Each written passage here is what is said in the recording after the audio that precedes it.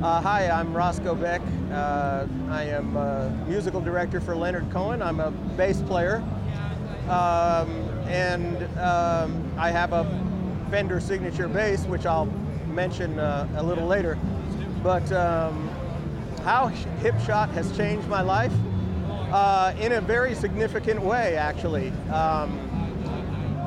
First of all, the Hipshot D-tuner, when that first came out, I remember seeing it in a magazine when it first came out and went, I have to have one of these.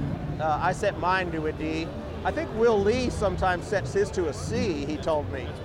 Yeah. I like the D myself because I'm not used to having a C string. I'm used to having a B string down there and maybe a C on top, but not a C down there. So I like to set it to a D because then I can also just think in terms of it's like the D, you know, it's like you can think in terms of octaves. You can just play the two strings, you know, and it's very effective. You know, I use it all the time when I play my 4-string. I love to drop that D down for an effect. It's great, and I have to say it's very accurate.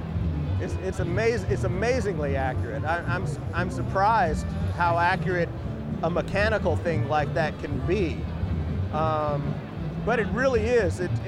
What I find when I'm tuning up the bass, it's like I tune it first, then I drop it maybe twice, just to let the string kind of adjust, and then I tune it up, and man, it'll hit that D spot on, and when I put it back, it's spot on the E. So it's an amazing thing.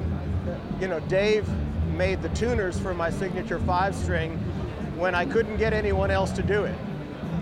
You know, one phone call to Dave and he said, yeah, come on out. And it was done.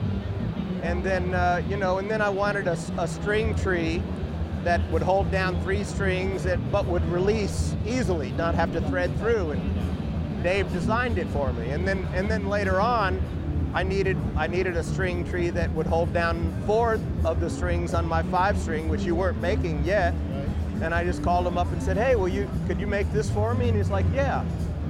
You know, so it couldn't be easier dealing with anybody than it's been dealing with Dave. And last year you made me a bridge.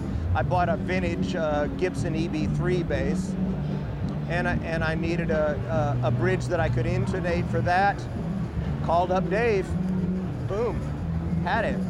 You know, so I can't thank you enough. Thank you.